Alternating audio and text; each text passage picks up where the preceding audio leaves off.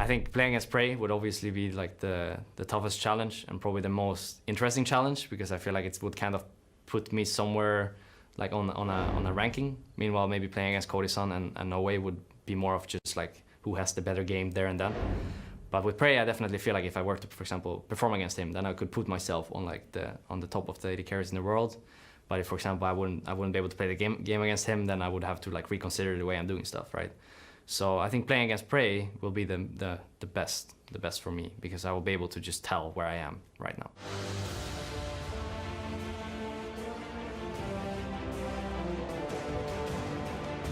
Welcome back to day 4 of the World's 2017 group stage, where it's time for a clash between Europe's Fnatic and the LCK champions, Longzhu Gaming. I'm Daniel Dracos, joined by Chris Papa Smithy Smith and Martin DeFicio Longo. Welcome, gentlemen. It's a pleasure to cast alongside you. It's fun to be here. Another day of League of Legends. The Korean teams get going now, and it's going to be a really interesting couple of games.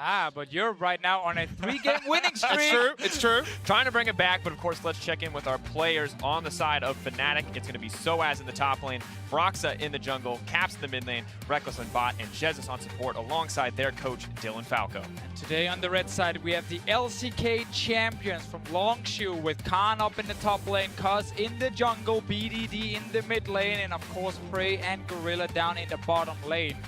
And I really want to talk about Rekkles in that little intro clip saying, you know what, if I can play against Prey, if I can beat Prey, I can actually prove I am one of the best AD carries. And it's quite a challenge for him, and obviously you have to remember there are 2 members in that lane. You also got to take down Gorilla at the same time. And it's fun because it's called back to what? Worlds 2 years ago, 2015, of course. We saw Rekkles face Prey and Gorilla. Different org then. It was the Rocks Tigers. Could not win a game on the day. We rated Prey the second best player coming into Worlds. And Rekkles, we'll see how we have to check in with him, because of course he played so well up until that final decision last time out. So fun to check in. But of course, it's not just about Rekkles today, it's about all of Fnatic. We have to consider how much this win can mean for the team, because right now they are down and out, already lost their first 2 games. And then, of course, when you highlight the most recent one, Rekkles being a large factor in why that game against Immortals ultimately turned against them. Right, that was kind of the tough thing here for Fnatic, because Rekkles was doing so well for the entire game, and then he makes the one play that ends up losing everything for the team. And the fact they're down 0-2, well, it is obviously a very tough situation, especially because they were so close to actually picking up that win against Immortals. Longzhu, on the other hand, I feel like they're just playing super, super well. And of course, they had that very interesting game last time out against the Gigabyte Marines that degenerated very fast. So if you remember, the first game way back on the first day was a bit shorter. And it was also Immortals doing well in the early game. So fun to check in on them again. And of course, Fnatic learning a little bit from the last couple games. Longzhu's been playing BDD, not going to get a chance to play the Taliyah, Jarvan, and Kalista, much more standard bans. Yeah, Khan been playing the Jarvan as well up in the top lane, getting removed. So Fnatic are targeting some of the champions we've seen from Longzhu already here at Worlds. First time we're seeing Longzhu on the red side, we should note. They were able to first pick Jarvan both games so far at Worlds. Speaking of both games, Fnatic have had that really high priority on Ryze. I wonder if they would even first pick it, given that it really allows Caps to roam and side lane as the game goes on. Yeah, exactly. That's a big one. But also Galio is open in this draft here. We know Longzhu wants to play that champion as well. And so I've been reading Reddit lately.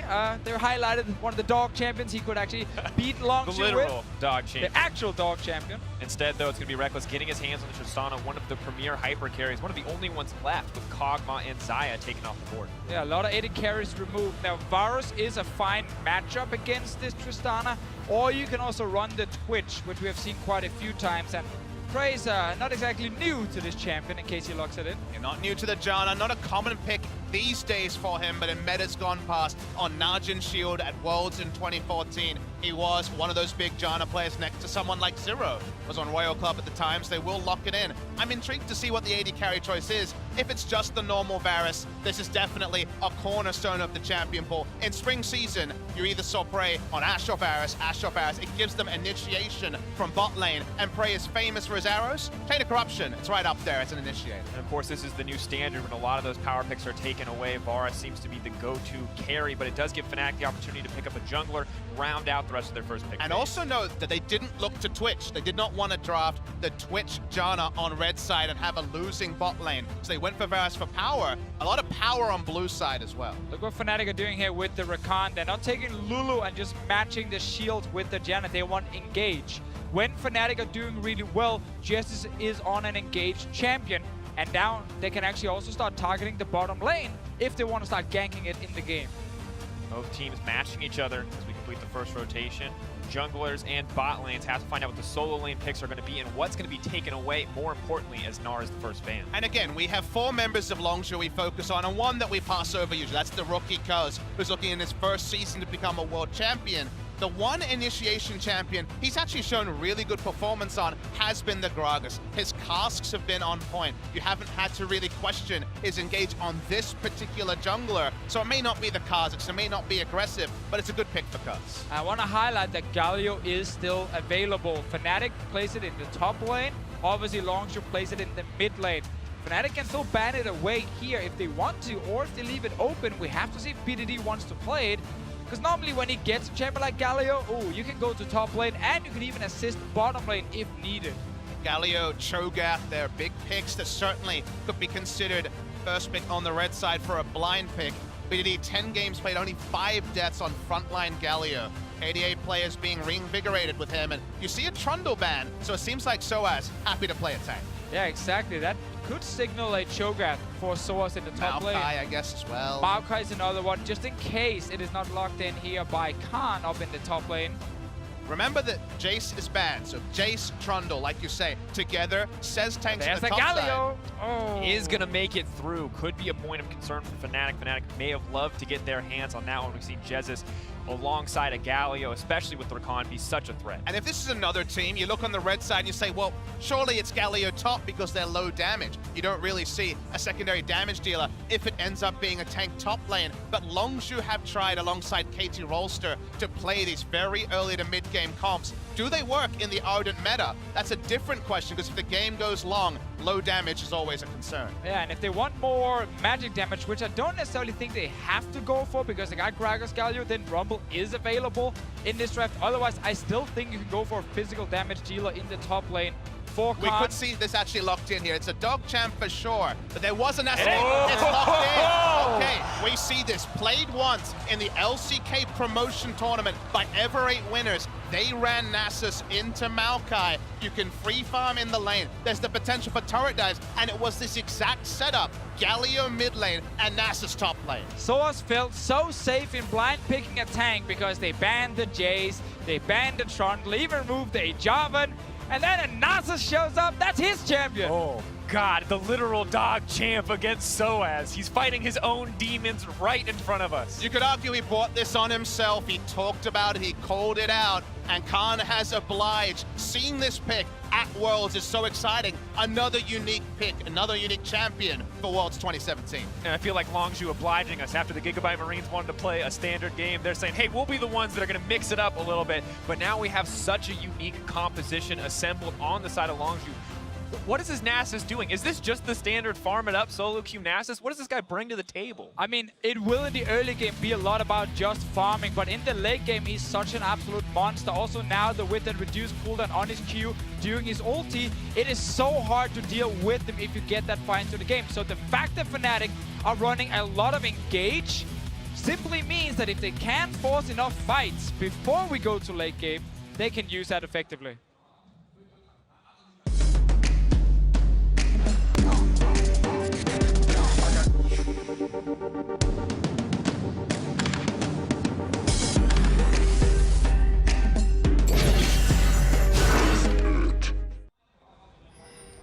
All right, here we are, Fnatic versus Longzhu, the Nasus pick, mixing everything up.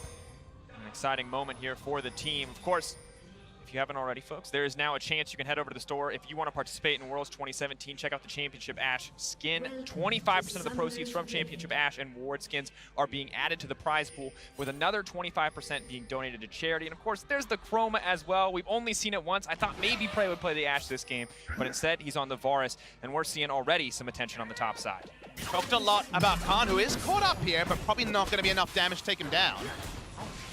A lot of early poke. Clearly Fnatic are aware that this Nasus could be a problem if they let it go unscathed through the early game. They know he's going to be recalling, so they could get deep vision if they want, and certainly The saplings will do that. Longzhu backing away from their top side, but I wanted to mention Khan because I think last year we came in, high expectations on Smeb. People were waiting, when are we going to see the carries? When are we going to see something different? Smeb played Trundle, Smeb played Standard. We see 2 games of Jarvan on the side of Longzhu. This time the Nast's available, but I have to hold the point. Number 1. Dark Sphere's gonna check. Multiple members there. That's the body slam into 2, the immediate flash out. Caps. Gonna be down the summoner spell alongside Broxa. Exactly, 2 members. I think Fnatic a little bit baited because no one seemed to take damage from that Q from Caps. Everyone stepped out from Longzhu and then right back in. I actually think it's a pretty poor level 1 decision because if you consider Fnatic knew that Longzhu had vacated their top side, it's safer to invade a part of the jungle you know the enemy is not on, and re-invading bot side is a risk that was unnecessary, I would say, for Fnatic. They could have taken the long route to bot lane and ignored it. Instead, they get caught. To make it even worse here, Caps could not go back to base. No TP on him, so he's down a lot of HP early on. Will have to use both his potions as well to just get full HP in this lane. And we know that BDD is just here to farm in the early game and then get that level 6 on Galio. And suddenly, if you want to play this game where you're trying to shut down the Nasus, Galio can join in and help. Difficult place as well with both flashes burned. It's going to be so much more difficult. Caps and Broxa, so frequently the members we talk about on the side of Fnatic, now both flashless, both significantly less able to be proactive here in the early game. Forever 8 winners, when they did play Nasus Galio versus Maokai, stacked the CDR, it was Trinity Force early, just a carry, more of the carry build you see in solo queue, and turret dives were real. Galio is insurance on the top and on the bot, which is big for Longzhu. But now, of course, one thing we have to highlight is when you look at this matchup, most recently against IMT for Longzhu, their bot lane did suffer. Their bot lane did fall behind, and we have to wonder, is this an avenue for Fnatic to exploit? I mean, we know Fnatic wants to get the bot lane ahead. We saw when Fnatic played against Immortals, they hard camped the lane. It worked, as you said just before, in the first day of Worlds, where Gorilla died multiple times in lane. The same thing probably needs to happen for Fnatic to succeed early on. You don't want to try and feed your own Maokai. You need to get Rekkles going on this Tristana. That's why they draft Rakan, to also have some CC setup. But the window is small, because the moment that Galio gets ultimate, the headaches start to grow. Sure, it is not Alistair to repel those early ganks, but Janna can do a bit of peeling, even at level 2. Once Galio gets to level 6, he will also have disengage. So it's not necessarily a hard timer, but to try to recreate with this comp, you need to get going soon. Yeah, and you also kind of want that level 6 on Broxa. Meanwhile, Gorilla and Prey, probably knowing the game plan from Fnatic is play around bot side with the draft, with how Fnatic has played in the past. And their job is just to stay alive and don't actually try anything risky. And it's one thing these guys are very known for, at least avoiding, you know, the ganks. And you think back to the Varus over the Twitch that was available. If you draft Varus, he can always do something. If he needs to push, put more points into Q. Hell, E is even decent in that situation as well. He's the much stronger laner, and if you're looking to leave someone on an island, Twitch with Relic Shield, that's risky. A Varus, he's certainly someone that can make the best, even if the game is not going to be about bot side early for Longzhu Gaming.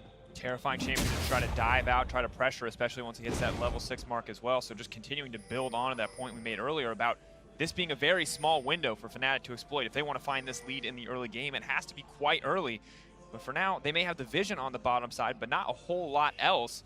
Even the pressure is starting to balance out as the wave bounces against the bot lane tower. There's another thing I want to mention about Nasus, but I'm just waiting to see if Cuz is doing anything. No, he's stepping away. There was a buff that happened to Nasus quite some patches ago where his E also started reducing 15% armor when he used it on targets. And if you look at Longzhu's composition, the majority of the damage is going to be physical coming in, obviously because of Nasus himself being able to smack around with the Q, and reducing that armor here on some of these big tanks on Fnatic is actually very effective and very important in the late game. Yeah, the Spiritfire used to be flat armor and MR, now it being percentage means it scales into the late game, and we wondered who the second threat would be, expecting Galio mid. The Nasus infinite scaling certainly does fit the bill, even though his kite ability is always going to be something to keep a track of.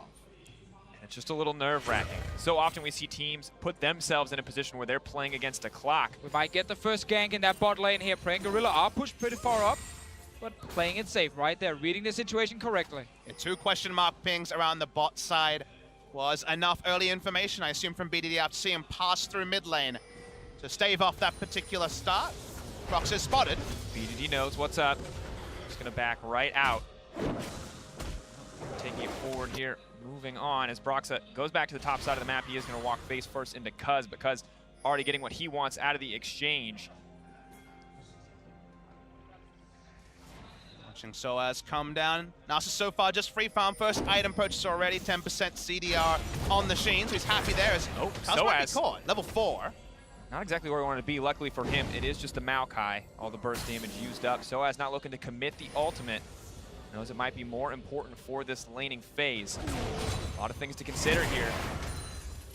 But Cat Champ versus Dog Champ, top side of the lane. Not the most exciting matchup. Once again, waiting for the infinite scaling, and this is the thing that scares me. If you're playing against Longzhu, and their game plan is to sit here and wait, all of the pressure is on Fnatic to do something, because eventually, as you mentioned earlier, Nasus is going to be unstoppable. But even that phrase you utter is surreal to someone who cast the LCK, because Longzhu were on the faster ebb of gameplay. They were not SKT, they were not Sampler, they did not focus on the outscale. They focused on their early to mid-game shot calling, their understanding of win conditions, which largely were precipitated around getting big leads. And usually you see the first 4 champions, not including the Nasus, and you think that's what this draft is about. They flip it on its head. They're playing a different type of meta at Worlds, but they are going to be comfortable as the game goes on. Kana already sitting on about 100 stacks in the early game. He's not really been under any pressure. We'll just keep farming up in that top lane. Now, though, as we move a little bit further into the game, level 7 for Caps, he doesn't have pressure here. Not a whole lot of kill threat onto the Galio without some help. Maybe he can find the opportunity to roam. However, Flash is now back up. Much easier for him to play out the rest of this laning phase. Cuz taking his time, both junglers approaching level 6. This could be the catalyst, the point for playmaking. It's just so important that Cuz is always moving in, placing a few deep wards, so he's finding Broxa. He's able to see if Caps is roaming as well. And again, it just means Prey and Gorilla are going to be so safe in that bot lane. You can see how Fnatic are always hovering around the bot lane, but they simply cannot get down there unspotted. That means extra time. That means Nasus getting access to minions. He is ahead in CS compared to the Maokai. It's only good things for Longzhu. The pace of the game is slowed. We already see a couple of early trades onto Soaz. It's not going to be a Galio coming in this time, but soon that game plan may be enacted. And of course, Sheen, a nice early item purchase, lifesteal from Nasus as well, means it's pretty easy for him to sustain up in this lane. May not have the kill threat, but Cousin Prey could. That's the level 6. Chain's not going to connect. Rare misstep from Prey on that one. Warning shot. Telling Jesse what's going to happen next time he's overextending in the bottom lane. And now, Longzhu just going to take advantage of any pressure they got on the bottom side, but it's immediately removed with the ultimate gone. It's so much easier for Rekkles and Jesus to play further up. No fear of a counter-engage. A sedate game with Longzhu involved. Not what I expected here, and I know when I was saying for the hopes for this game pre-tournament, I wanted to see late-game fights between Rekkles and Prey, 2 of those top-tier mechanical AD carries, and at this pace, we may very well get it. Definitely the case. Right now, it feels like Prey has kick-started himself with the option to go for a more, gold-efficient starting item, at least in terms of gold production. I'm just afraid that when we are setting up for the big late-game AD carry fights, Khan just kind of takes over on his like 5 million stacks Nasus, one-shotting Rekkles or Caps in one of these fights, because once again, it's a very slow game in favor of Longzhu. BDD's not been able to use his ulti because why? He's just saving it. He literally just wants to be defensive at the moment, and it's all he needs to do. Well, at this point, we have to start asking some of the big questions, which is, for example, how many stacks have you guys seen Nasus hit in the game? Because we could get to some big numbers here. We're at 160 Are we already. talking about solo queue or competitive? Because you mentioned an Ever 8 game, there was a Dignitas game for someday. There's not a whole lot of a sample size to go on here. I'm going with either. I mean, I have quite a famous Nasus myself when I'm playing. Oh, really? I'm only last hitting with E, however, because I don't want to get too strong in the game. See, it's the deliberate training weights. You got to hold yourself back.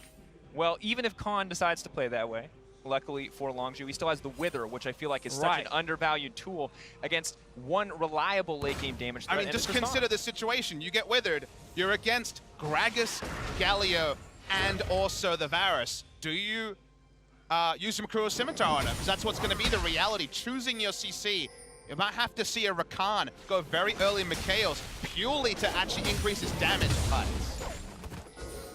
But still, not a lot of catalysts for action. We thought the bot lane might be posed for it. Of course, Prey does have the tools to force engages. Once again, it's just not in the Longzhu playbook right now to force anything aggressive because it's just not needed. And with that Scimitar that might happen in the late game, Problem is obviously with Khan getting some cooldown reduction, the fact that his own cooldown on this W is so short, it's going to be like, what, 10 seconds? Maybe less. Maybe even less. So when Rekkles will have that small window where he uses his QSS to get some damage up, he needs to burn through tanks. It is super difficult unless Fnatic, and it's why we keep highlighting getting bot lane ahead.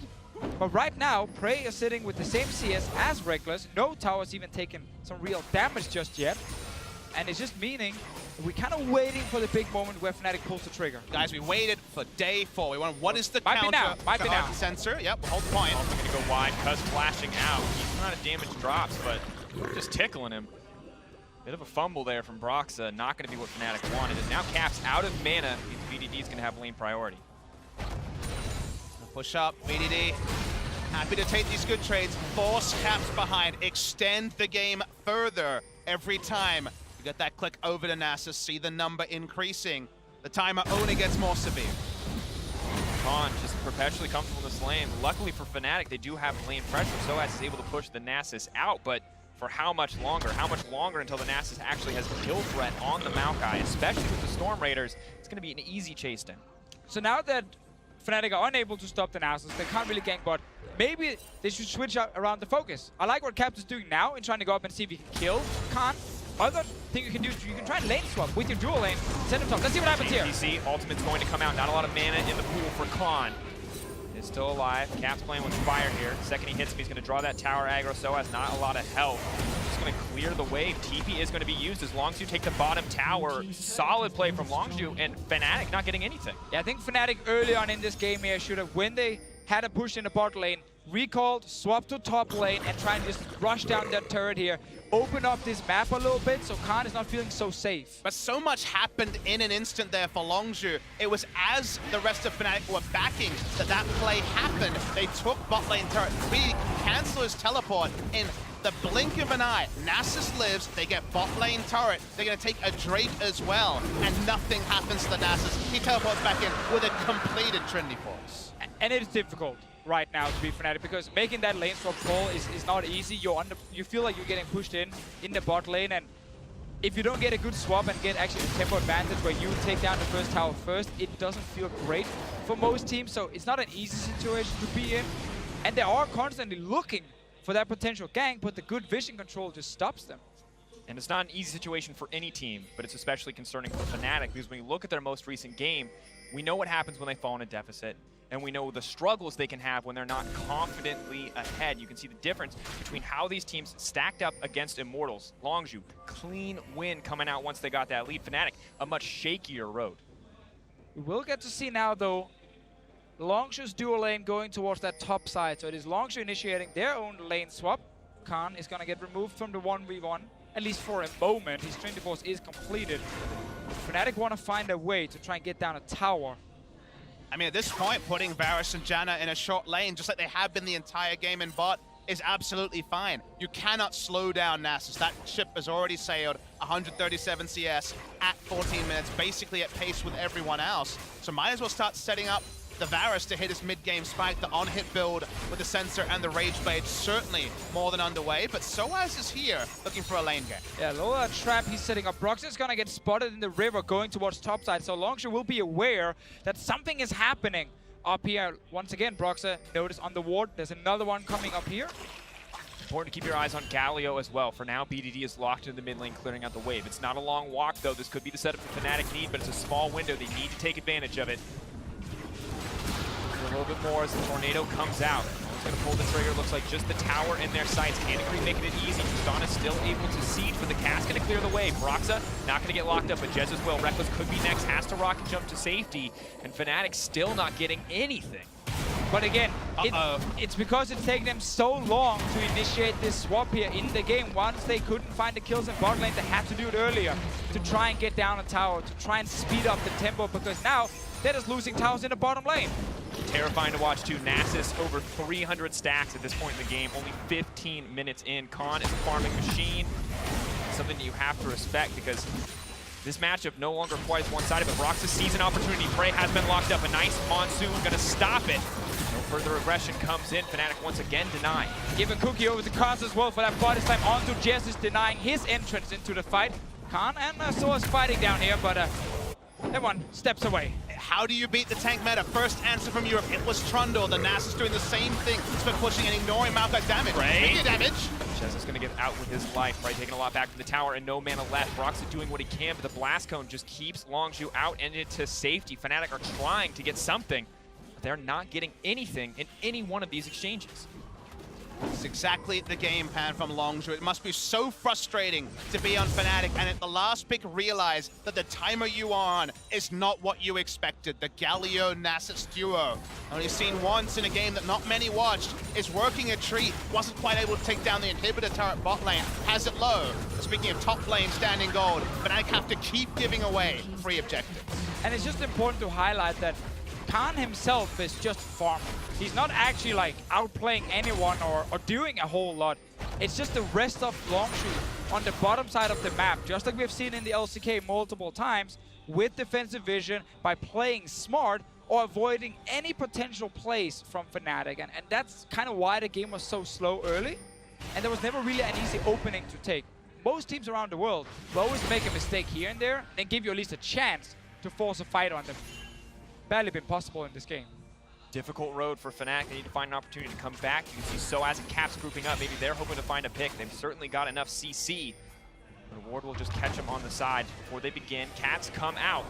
Hoping for a little bit of lockup. The tower is low, but there's not a creep wave there. They have to commit to the dive. They want it. Cats is committing, but not the way that he wanted to. Jez is trying to make his way out. Galio coming in as well. Cuz on the 100 blood. But here comes Nasus. There's the withered half health.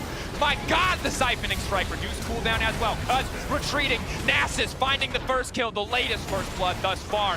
Prey taking down Caps as well. Longzhu cutting through Fnatic. And the difference with this side lane champion into tanks, he actually provides burst damage in a fight. Every Q will proc siphoning strike, just like an early game jungle Ezreal. Nothing Fnatic can do. Rekkles half health and withered. One of the worst feelings ever. Give him Ardent Sensor, give him other items. After the wither comes through, he's not going to have the damage to do anything.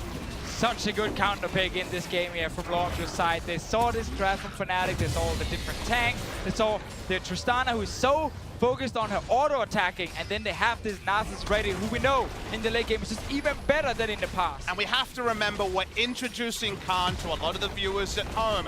This is the guy who wanted a counter pick to the Renekton that was dominating the early game and the early part of summer season. He locked in Mordekaiser straight up and took him into lane. This guy always has the mad scientist view of what takes down. He always wants lane priority. He's had no issues in the side lane, and we get to see him in a fight. Very nice chain of corruption, and also cast from Cuz. Yeah, exactly. This Striker performance from Cuz here is very, very good to just once again make it hard for Fnatic to start the fights.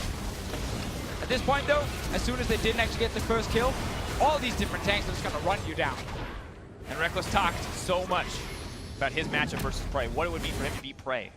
But he doesn't get to fight Prey. He has to fight Khan, and Khan beats 80 carries. This is so solid for the Nasus. He beats some allies tanks too. Oh, that's gotta hurt for Soaz. Another kill dropping for the Nasus, but a fight is breaking out in the mid lane. Longzhu stalling out Fnatic once again. Right now we're on 430 stacks for Khan on this Nasus, so not even 20 minutes into the game and we're plus 400. And just be clear, he can't enter lane. I mean, I say Soaz cannot enter lane against the Maokai. Permanent wither. The CDR is mostly getting up there, at least 20% from the Trinity Force. Takes him down. Percentage shred on the siphoning strike. Fires everywhere on the map, and they also still have that Galio ult up. They haven't needed to use it much. Backing off, Caps getting caught out. Even the tanks around have enough damage to take down the Syndrome. Wins the war. Ticking. Prey actually going to grab that one. Longzhu are just playing with their food. 7K gold lead, 20 minutes into the game. Nothing for Fnatic, on the verge of getting perfect game. And that's the really worrying thing to say. 3-0 into a perfect game, Soaz just already dead. Chains of Corruption landing for Prey. He may have missed one, but every other one has connected thus far. We can see the 1v1 replay in the picture-in-picture. Important to remember how we got here, because that is a Rift Herald in the middle of Fnatic's base at 20 minutes. Khan can cut through these towers in an instant. Fnatic are out of options. They've got one last chance, one opportunity to try to seize a fight, but there is nothing in their wheelhouse. There is nothing in the toolkit. All they see is Nasus in front of them. This game is the story of Khan farming it up and bringing it home. And we get to see a dancing Rift Herald in professional play. It only dances if it takes down the Nexus, and bringing in the Nasus was the masterstroke because the game was played around and all Fnatic could do is watch Longzhu in awe. We talked about how good Longzhu were, how dominant they could be. The shortest game of Worlds thus far, the dancing Rift Herald encapsulating everything that was this game, because to me it felt like Fnatic didn't even get to play League of Legends. Longzhu were just one step ahead at every turn. Exactly, like they tried to draft the Rakan to have some sort of engage in the bottom lane, but Cuz always went in, deep-boarded the enemy jungle, Prey and Gorilla played safe, and meanwhile Khan was just farming in the top lane. And the Nasus mains out there are nodding their head at picks and bans, because guess what? The Janna was taken early, very early, by Longzhu, have not prioritized it, and Janna shuts down Nasus in every single way. Melee damage champions cannot team fight against a Janna. There was no Janna for them to claim. And also the Galio pick, it wasn't banned away by Fnatic.